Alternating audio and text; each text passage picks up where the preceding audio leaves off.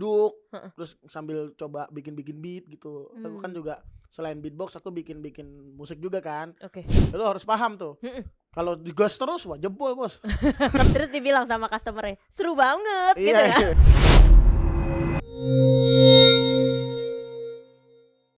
Orang mah kebanyakan kalau minum biasa aja ya, langsung aja minum. Coba kalau beatboxer, caranya beda tuh.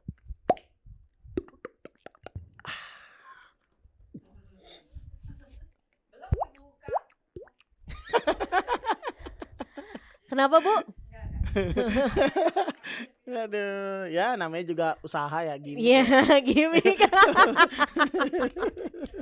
Biar seru-seruan aja gitu kan. Yoi, Ana. Bang, hari-hari orang sehari 3 liter minum lah ya air putih. Kalau beatboxer sama atau beda? Aku biasanya ada sesajen. Waduh, apa tuh? Sesajennya itu biasanya air 1,5 liter gitu. Heeh. Ya misalkan kalau aku latihan sejam atau 2 jam bisa habis segitu. Atau malah kadang aku 3 kali itu. Bisa paling parah tuh 5 kali itu. Oh, 2 Jadi, jam. Ya habis ya kayak gitulah kurang lebih aku produksi apa ya? Harus banyak minum lah. Kalau misalnya apalagi produksi musik ya, duduk terus sambil coba bikin beat gitu. Aku kan juga selain beatbox aku bikin musik juga kan. Oke. Itu air putih aku biasanya banyak banget. Minimal harus berapa jadi Bang? 2 jam minimal harus berapa liter? Ya beda-beda ya. Kalau ini kan konsumsi aku pribadi ya. Ada juga orang yang memang minum yang kecil gini cukup gitu. Tapi kalau aku pribadi memang yang besar biasanya. Karena ya tadi ini kan tenggorokan ini butuh asupan yang bagus ya. Terutama memang tubuh kita juga ngerti. Nah ini buat mengenal tubuh juga beatboxer juga harus ngerti. Dimana kalau kamu harus latihan, dimana harus break gitu. Lu harus paham tuh. Kalau digas terus wah jebol bos. Kesian juga nih kan kasihan gitu. Tapi Gitu, dari gitu. 2012 ya tadi Bang 2011. 2011 ikut komunitas. Itu gak capek apa Bang? Kayak gak mau keluar, udahlah bosen nge-beatbox, gak mau kayak gitu. Kalau bosen sih enggak, mungkin karena aku coba kolaborasi dengan komunitas lain. Jadi aku pernah komunitas Indonesia Pizza Spinning, bayangin. Aku pernah keliling di stasiun TV dan beberapa event sama mereka. Aku jadi beatboxer yang ngiringin orang-orang main pizza. Kayak gitu, seru deh pokoknya. Nanti kalau ada waktu mampir, kita punya store juga di daerah sini. Di mana tuh? Ada di dekat-dekat Jalan Haji Ipin. Oh, Kemayoran gak sih? Bukan, daerah mana itu, arah ke Cipete, Lebak Bulus sana. Nah itu salah satu chef aku. Jadi dia atraksi pizza, terus aku kolaborasi dengan beatbox. Terus juga aku komunikasi nama Ferry Beat itu hadir awalnya itu dikasih sama Septian Dwi Cahyo, Master Pantomim Indonesia. Nah, jadi yang Hana harus tahu dulu Gong Show itu Billy Beatbox dan Septian Dwi Cahyo. Dan akhirnya Ferry itu cuma duduk di rumah nonton TV. Nah, kebayang nggak gara-gara beatbox aku bisa featuring sama Septian Dwi Cahyo gitu. Kamu tahu nggak? Enggak tahu Septian Dwi Cahyo. Jadi dulu ada dulu karena namanya Tian dulu dia. Waduh itu lawas banget ya. Mungkin era-era ibu mama saya gitu. Jadi dulu terkenal banget itu dia. Dia pantomim, dia bisa kayak iya. Pantomim tahu Bu. Iya. Jadi soalnya ada di pelajaran bahasa Indonesia. Gue kayak nolak gitu kalau dibilang tahu. Kenapa bikin Ferry nggak bosan dengan beatbox? Aku kolaborasi dengan seni yang lain. Pantomim itu seni bercerita tanpa bersuara awalnya itu. Terus juga aku kolaborasi dengan teater. Bayangin ya, live teater tiba-tiba ada beatbox. Terus dengan rapper, dengan yang lain-lain. Jadi biar ya tadi nggak boring kan. Jadi kita coba kolaborasi sama banyak seni gitu. Kayak tadi kan pizza diputer-puter, Ada diiringin beatbox sama ya. beatbox. Banyak banget ternyata ya fungsi beatbox ya. Iya banyak. Tadi selain mendatangkan mungkin itu juga kalau kuliner ya, ngedatangin pelanggan juga nggak sih? Iya karena live kan mereka punya open space buat live cooking gitu. Kayak misalkan kan culture-nya dari Itali kan pizza itu. Ya kenapa jualannya bagus? Karena entertainment banget kayak biasanya kan kalau beli pizza ya udah order antarin pakai misalnya delivery online gitu. Nah sekarang kamu bisa live lihat. Biasanya sih memang di hotel-hotel high class biasanya. Itu juga aku nyangka alhamdulillah banget ya ini bisa jadi sesuatu yang memang miracle buat mereka tuh gitu. Apalagi aku face-nya Indonesian face banget kan, terus bisa beatbox kayak itu ngaruh karena buat jualan kan gitu. Laku ya gitu kan. Terus dibilang sama customer-nya, seru banget Iya, gitu ya. Ya gitu-gitu lah biasanya kayak gitu-gitu Hana. Sedih ya, sedih. Pastilah sedih, kan saya human, not bukan Cie. ya. Kalau sedih beatboxer versinya gimana sih? Aduh, lu jangan sedih deh, nanti aku nangis beneran. Enggak.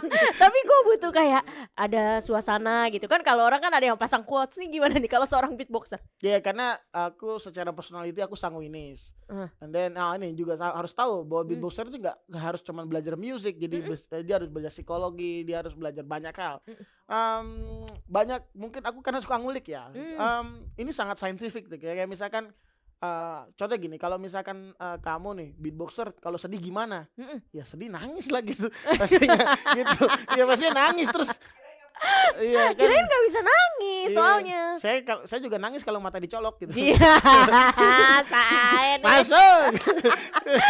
Tapi kenapa tadi beatboxer harus scientific? Berarti Ya gini, ada ini dong. ya kan kualifikasi. Jadi gini loh, artinya gini, bukan kualifikasi, artinya gara-gara dia jadi beatboxer, dia memaksa diri buat ngulik. Kenapa belajar sign, dia belajar yang lain buat mendukung musiknya. Coba, kamu tahu Tompi nggak? Tahu. Suaranya bagus. Dia dokter kan? Ada nggak ngebedain vokalis yang tidak jadi dokter dan vokalis doang? Iya sih, mungkin kalau kenapa-kenapa lah ya di tenggorokannya. Sama karakter, dia punya karya pasti beda. Makanya itu tadi, Indonesia itu budaya ngulik harus di apa ya, didukung lah. Semoga RRI ini punya banyak teman-teman yang ngulik. Makanya aku berharap setelah ada video ini banyak Gen Z yang bisa diundang, terutama YouTuber mungkin. Ya karena beatbox ini gimana ya? Aku banyak gini. Ketika aku 2011 bisa beatbox dan sampai hari ini, circle mulai berubah. Lifestyle berubah, pola pikir berubah. Rekening juga berubah. Asik. Rekening jadi semakin menggendut ya pastinya. Itu kenapa tuh? Kayak aduh, kamu nyinggung saya. Aduh, saya gak jadi gak enak nih. Tapi kan itu rekeningnya aja gitu. Ya artinya ya alhamdulillah banget bisa, kita kan sebelum nyenengin orang kita nyenengin diri sendiri kan. Jadi kalau kita senang itu ya memang harus dipahamin. Jadi kan kamu harus kenal dulu diri kamu kayak gimana kan gitu. Terus kamu kalau senang ya pasti orang nyenengin orang lebih gampang kan gitu. Iya. Kalau mau jadi kaya ya kamu dulu yang kaya, baru kamu cerita kekayaan ke teman-teman kamu kayak gitu. Iya. Ya, tapi kayaknya kalau teman-teman abang ngelihat abangnya udah senang deh bang. Ya amin, semoga aja gitu. Semoga aja kan gitu. Ya. Apa ini titik tersedih juga? Ada teman-teman abang yang gak senang? Ya bisa juga, karena kan manusia kan ya itulah balancing ya. Jadi kayak kita nggak bisa memaksa orang buat senang semua sama kita, nggak bisa kan gitu. Jadi ya caranya aku berekspresi dengan beatbox, cara aku terapi diri aku dengan beatbox, cara aku menentukan arah tujuan terhadap industri aku itu juga bisa lihat di beatbox gitu. By the way kayak gitu, makanya aku selain nyenengin diri aku biar nyenengin orang banyak, aku juga dari beatbox aku coba kembangin bisnis yang lain untuk kelola talent management gitu Hana. Gitu. Dari beatbox itu. Ya, berarti kalau yang mau masuk talent manajemennya Bang Ferry harus bisa beatbox? Enggak juga. Jadi aku kan pegang penyanyi dangdut. Jadi aku pegang juga ada penyanyi pop, aku juga pegang band. Nah, brandnya namanya Think Management. Aku kerja sama Think Management ini under ex Sony Music, ada salah satu orang Sony Music dulunya. Dia percayain buat Ferry sama tim yang lain untuk gerak ini bareng gitu di Think Management ini. Nah, jadi beatbox itu yang akhirnya menjembatani aku bisa dapat peluang-peluang bisnis yang lain. Gitu. Jatuhnya berkah ya? Berkah. Makanya nggak bosan-bosan dari 2011. Nggak ada bosannya. Semakin berkah gitu setiap tahunnya. Betul, amin. Tapi setiap tahunnya itu ada peningkatan gitu nggak sih bang? Kayak ya penawaran-penawaran dari yang tadinya mungkin ikut campaign brand pasti sering dong ya kan? Karena sekarang zaman ASMR kan, orang-orang juga pasti lebih wah seneng banget tuh kayak denger suara gitu. Ya apalagi soft selling ya. Ya kita saya kayak dapat bikin konten yang sifatnya buat ngegedein dia punya brand awareness, atau mungkin dari sound yang kita bikin bisa jadi musik di jinglenya dia. Aku pernah juga dapat project gitu. Dari salah satu brand gitu, bro, recording coba suara kodok ya. Terus coba bikin suara kuda, terus mixing terus jadi apa gitu. Gitu-gitu seru sih. Gitu ya. Seru tapi di rumah berarti ada equipment sendiri buat ngedukung itu? Kita punya, kebetulan aku punya partner, dia punya studio, jadi kita sharing lah bareng temen-temen gitu. Collab lah ya, tiap ini ada apapun gitu ya. Jadi kita, ya itu fungsinya nongkrong. Jadi kita, budayakan nongkrong juga penting, tapi Benar. nongkrong sama siapa kan gitu. Gitu. Tapi retweet sih ya, emang budaya nongkrong penting Penting. sih. Apalagi gengsi, bener-bener kalau galau coffee shop. Iya. Itu sih harus banget. Kayak coffee shop banget gitu. Lama-lama bisa juga mungkin ini setnya jadi coffee shop. Aduh, request Bu produser masuk. Tapi ngomong-ngomong Bang, itu kalau endorsement gitu sampai kewalahan gak sih? Iya pernah. Nah itu aku akhirnya belajar. Gimana tuh? Kenapa akhirnya bareng-bareng aku ada di telemanajemen. Dulu tuh kan masih kayak anak nongkrong gitu yang gak pro banget gitu. Gue pernah dapet endorse kayak ini gimana ya gitu. Sempet juga ya namanya juga kita belajar ya. Nah kewalahan sempet tuh. Apalagi waktu itu kondisi badan sempat sakit kan, gara-gara kecapean nih, pagi siang malam kerja ya terus. Ya udah akhirnya aku sharing ke senior kan, makanya ketemu di salah satu momen dengan profesional dia ngobrol, bro nih harus begini, harus termanage segala macam. Makanya akhirnya kita bikin tim manajemen, akhirnya oh iya begini ya, jadi nggak bisa kita nih nggak bisa gempur terus kan kalau namanya juga ya anak muda ya, wah masih dihajar terus bro gitu. Satu titik, ini kayaknya harus break gitu, harus kita coba sharing ke teman-teman. Nah, akhirnya ya itulah kebentuk ya kan namanya manusia ini kan tumbuh ya. Kalau kita hidup begini-gini aja ya kayaknya flat aja gitu kan. kan. Ya minimal hari ini nambah kosakata baru lah, siniarnya apa gitu. Iya. Siniar tuh artinya podcast ya. Podcast, Ya bisa gitu. coy. Ya kan kayak kita belajar terus, tapi balik lagi kayak beatbox karena mungkin ini sesuatu yang abstrak ya. Sesuatu yang absurd juga, terus juga aku juga nggak nyangka bisa meniru suara ini. Terus juga oh ya Hana, kalau kita udah biasa ngulik, kita menemukan problem solving itu lebih mudah kayaknya. Jadi kita ngeliat masalah terus bukan masalah doang gitu. Jadi akan menemukan hal yang lain itu sih. Makanya tadi ceria terus. Itu kuncinya. ya mungkin ini casing doang ya gitu. Ya gitu. Emangnya kenapa dalamnya walaupun Ya. luarnya hahaha. Ya kita nggak pernah tahu kan gitu. Iya. Kayaknya lagi galau banget nih.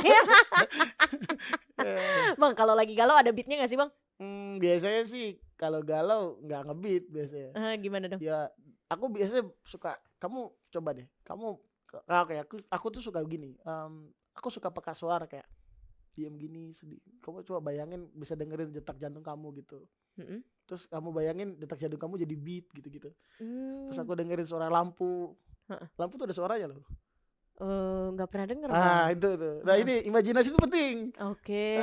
Terus kamu bisa dengar suara orang kayak dari jalan, terus kamu dengar kebisingan yang ada atau itu bentuk kayak gitu. Biasanya aku hening sih biasanya. Aku bilangnya hening gitu. Jadi kayak mentok nih nggak dapat inspirasi atau sedih itu ya udah hening aja, diam gitu. Penting itu penting gitu banget. Karena kalau hidup nggak ada jedanya bahaya kamu. Iya hening gitu. Ya. Tapi kalau emang dasarnya ceria terus ya gimana Bang? Ya mungkin ya alhamdulillah ya tadi ya memang aku ekspresif orangnya, sedih banget, senang banget gitu. Dan memang seniman itu biasa gitu ya, jujur aja gitu. Walaupun kadang-kadang kita harus ada remnya nih, kita harus tahu porsi dan proporsi yang pasti. Ya tadi kita harus ketemu dengan circle yang juga bisa menterapi kita kan. Oh iya, Hana harus tahu juga kita sebagai performer itu juga capek banget. Kita ketemu orang tuh kan berbenturan energi nih. Kita ketemu kamu nih, orang di sini kan gak terlalu banyak kan. Tapi ketika kamu konser, aku pernah lemes banget dulu, aku pernah riset tuh. Kenapa ya kok saya habis konser itu ternyata berbenturan sama energi orang banyak banget tuh. Sama saya pusing ngeliat orang banyak gitu. Oh emang tapi dasarnya nggak suka ngelihat orang banyak gitu? Suka tapi ya itu berbenturan energi gitu. Ini gitu terus apalagi udah perform gak dibayar, makin pusing. Masuk. Oh iya. Kalau perform gak dibayar udah makin nangis pokoknya. Aduh, gitu. Jadi memang itu berbenturan energi juga sama orang-orang. Makanya kadang-kadang artis suka ada tempat sendiri gitu. Biasanya memang dia buat hening, dia buat prepare, dia buat segala macam. Makanya ya gitulah. Emang pernah Bang sampai perform gak dibayar? Ya ada. Oh ada. Ada. Terus kalau udah kayak gitu ya gimana? udah ikhlas gimana? Sedih gitu. Ya lumayan. Ya, kayak Hana siaran gak dibayar gimana? Jangan dong. Tapi so far itu memang biasanya jam terbang ya. Ya memang harus dilampaui gitu. Tapi memutuskan untuk kayak gak ada bayarannya nih gitu kan di beatbox gitu. Pengen cari bidang lain kan, lagian kan abang juga bisa yang lain kan, bisa nyanyi gitu kan. Pernah gak kayak gitu? Ya pernah nyoba cuman ya tetap mungkin karena scene-nya sudah di beatbox, terus juga aku juga nyoba-nyoba seni-seni yang lain, belajar karena seni pakem yang lain buat ngehidupin beatboxnya. Berarti maksudnya ya?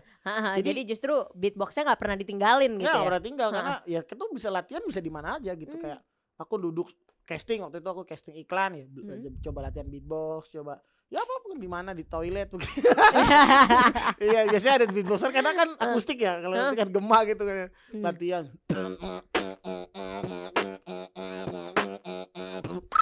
Gitu-gitu latihan di mana aja sih? Dimanapun ya. Ya kadang-kadang aku juga knowing juga sih mungkin di tapi tongkrongan. terus kata teman-teman pernah bisa diem gak sih lu Ya, gitu kan? gitu, Pernah digituin gak? ya sampai sekarang. Oh sering ya. Padahal kan ibaratnya tuh beatbox ada iramanya asik juga gitu Ya kan, sebenarnya. ya kalau akan momen ya tadi mungkin karena keasikan di dunia sendiri jadi kayak ya knowing gitu kayak ini orang nggak tahu tempat apa latihan gitu kan. Di Sehat mobil, lo gitu. ya sehat bro gitu.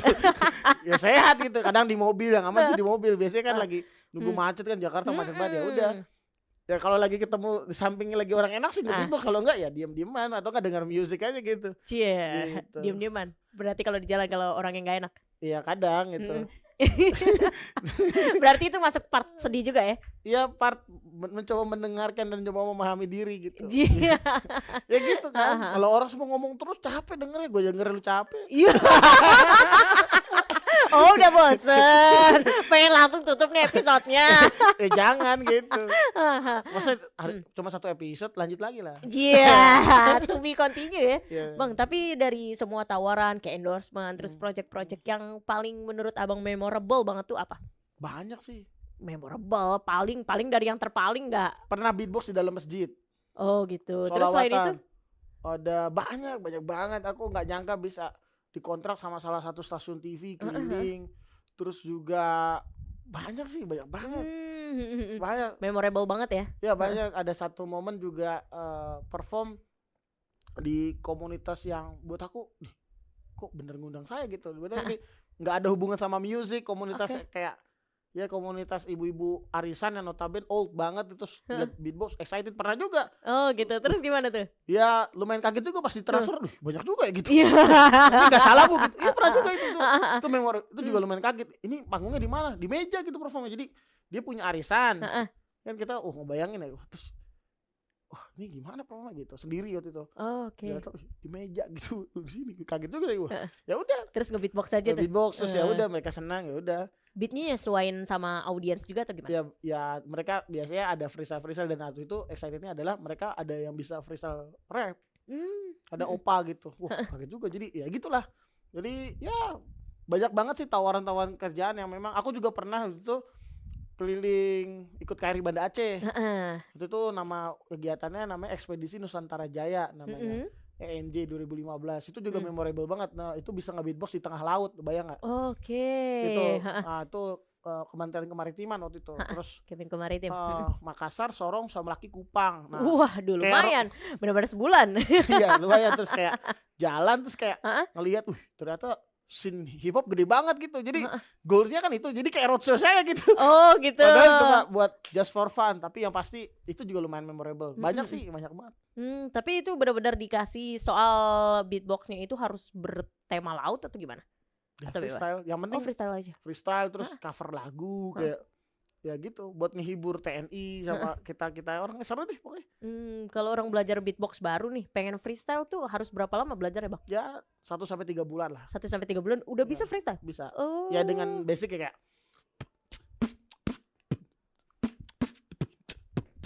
gitu-gitu atau basicnya jadi suara kick, hi hat, snare. Ini ada snare K. Ini ada snare puff namanya atau classic snare. Jadi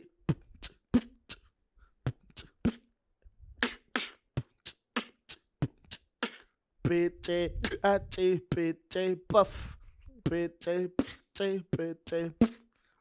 gitu. Berarti 4 itu harus dikuasain ya? Ya basic itulah. Oh yang basic. Paling basic. Nanti baru belajar humming.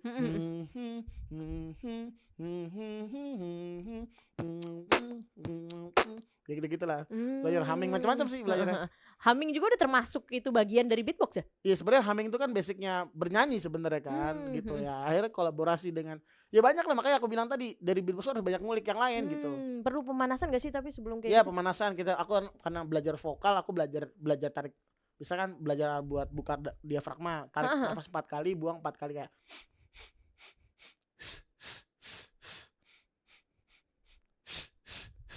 pundaknya gak boleh naik, jadi pakai diafragma di sini 1, 2, 3 go gitu-gitu. Ini stretching gitu. Makanya gak sembarangan belajar tuh. Kalau kamu pakai napas dada kayak pasti ngap. Capek banget ya. Capek banget. Kalau kamu pakai diafragma kan aman lah. Gitu. Tapi boleh kali kasih beat dong buat sobat Pro 3 senior. Yo Pro 3 senior. Jangan lupa buat subscribe, like and comment. And then sukses terus buat RRI. Here we go.